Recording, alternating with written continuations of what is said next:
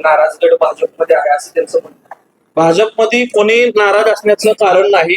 भाजपचा मतदार, भाजपचा कार्यकर्ता हा पक्षासोबत असतो. त्यामुळं कालच्या सगळ्या निवडणुकीत भाजप एकतर्फी निवडणूक जिंकलेली आहे.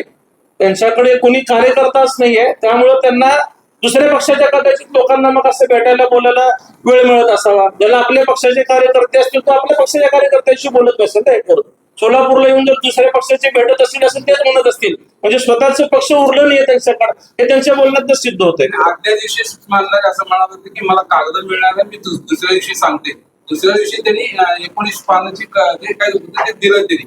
पण ह्या मागे कोणीतरी बाह्य शक्ती काम करतो का, किंवा कॉलेज जेवढं सगळं डॉक्युमेंट गोळा करणं देणं, कोणी बाह्य शक्ती काम करतो असं तुम्हाला वाटतं? बघा, आता दादांनी सांगितलंय की जे काय राजकारणात आपण काम करत असताना आपल्यावरती समाजकारणात, राजकारणात अशा प्रकारचे अनेक प्रकरण गुन्हे दाखल होत असतात. पक्षासाठी, संघटनेसाठी काम करत असताना अनेक शिवसैनिकांवरती, नेत्यांवरती कितीतरी गुन्हे आहेत.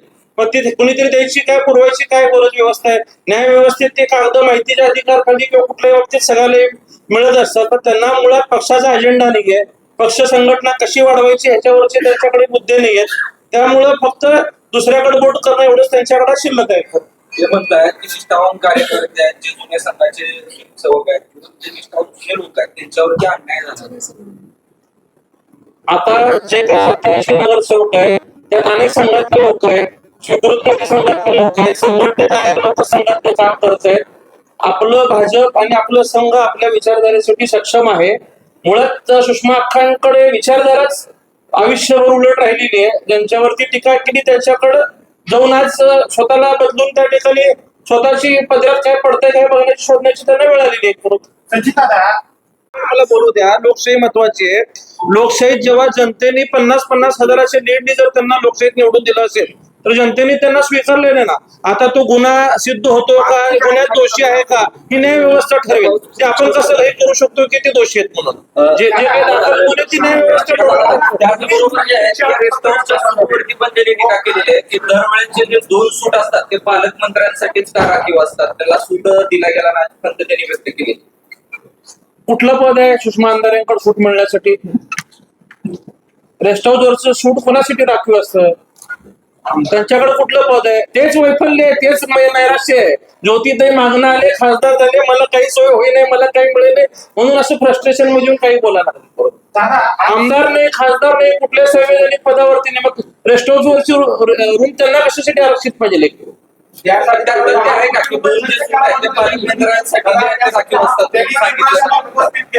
रेस्ट हाऊस वरती पालकमंत्र्यांसाठी सूट राखीव असतो का नाही कायदेशीर, याचाही जर त्यांना अभ्यास नसेल आणि अशा लोकांकडे जर पक्षाची संघटना दिली जात असतील तर अजून पक्ष ह्याच्यापेक्षा अजून किती खाली जायला मार्ग आहे पक्षाला तयार करून. नैसर्गिक आहे ना. जो शहराचा जिल्ह्याचा पालकमंत्री असतो त्यांच्यासाठी रेस्टॉरंटवरती पक्ष आरक्षित असतो. 10 कोटी रुपये खर्च केला असं कोणी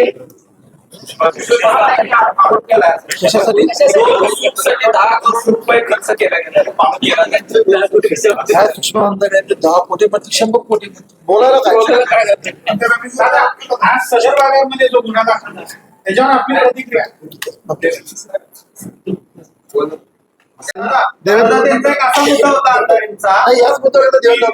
निष्ठावंत कार्यकर्ते किंवा देवेंद्र निवेदन संपूर्ण घटनेच्या पार्श्वभूमीवर मी आज माझं मत या ठिकाणी व्यक्त करतोय की सुषमा अंधारे जे अनेकांना अक्का म्हणून परिचित आहेत. मुळात झालंय काय, आता दादांनी सांगितल्याप्रमाणे पंक्तीला बसल्याने जेवण संपलं. संपूर्ण हयात बाळासाहेबांवरती द्वेषाने टीका करायची, हिंदू देवदेवतांचा अपमान करायचा, उद्धव साहेबांवरती आयुष्यभर टीका करायचे आणि स्वतः व्यावसायिक भाषण करते असलेले सुषमा अक्का या मिटकरींसारखं आपल्यालाही कुठल्या तरी पक्षातनं आमदारकी मिळेल म्हणून शिवसेनेसोबत जोडले गेले आणि त्यांच्या पायगुणाने शिवसेनेची जी काही वाताहत झाली आणि नेमकं त्याच वेळेस तिकडं आमच्या सोलापूरच्या भीमकन्या ज्योतिताई यांना खासदारकी मिळाली. त्यामुळं सुषमा अक्कांवरती प्रचंड असं नैराश्य वैफल्यग्रस्त त्या झाल्या आणि त्यांच्या डोक्यावर आणि मनावरती परिणाम झाला. आणि तसा परिणाम असा आहे की एक तिकडं सकाळी 9ला भोंगा वाजतो, त्याप्रमाणे हे सुद्धा आपल्या पक्षाचं अस्तित्व कुठेही शिल्लक राहिले नसल्यामुळं जाईल तिथल्या भाजपच्या काम करणाऱ्या नेतृत्वांवरती टीका करण्याचं काम या दोघांकडनं होत असतं. मुळात या दोघांमुळेच पक्ष संपलेला आहे.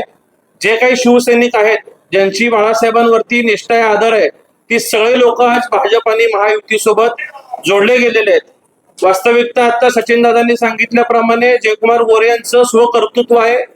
4 टर्म निवडून येऊन फक्त सोलापूरच नाही तर शेजारचं सांगली, सातारा, इकडं धाराशिव, माढा लोकसभा या सगळ्या ठिकाणी त्यांनी पक्ष संघटना वाढवली. नगरसेवक, महापौर, जिल्हा परिषद अध्यक्ष ही सगळी पदं या ठिकाणी बहुसंख्येने निवडून आणलेली आहेत. माणसाने कर्तृत्वाने आपली कार्यपद्धती सिद्ध केली पाहिजे. यांचं स्वतःचं कुठलंही कर्तृत्व दाखवता येत नाहीये, सिद्ध करता येत नाही. शेजारी एखादा ग्रामपंचायती सदस्य सुद्धा ज्याला बूथवरती किमान 100 मतं पडलेत, अशी लोक यांच्या बाजूला बसायला नसल्यामुळं आज ही लोक फक्त ज्यांचं कर्तृत्व मोठं आहे त्या लोकांवरती असे आरोप करून व्यक्तिचरित्रावरती बोलण्याचं काम करतात. आपल्याला कल्पना आहे, एखाद्या माणसाला ज्यावेळेस विकासातनं किंवा कामातनं थांबवता येत नाही त्यावेळेस माणूस शेवटच्या वेळेस हा व्यक्तिगत टीकेवरती येत असतो. मुळात त्यांचा द्वेष हा गोरेभाऊंवरचा नसावा, सोलापुरात आल्यामुळं त्यांना सतत ज्योतिताई समोर दिसत असावी म्हणून तो नैराश्य त्यांच्यावरती आल्यामुळं त्यातनं त्यांची झालेली ती बडबड असावी. दादा ते असं म्हणतायत की भाजपचा आमची ही झाली बैठक झाली ना कोर कमिटीची, भाजपची कोर कमिटीची बैठक.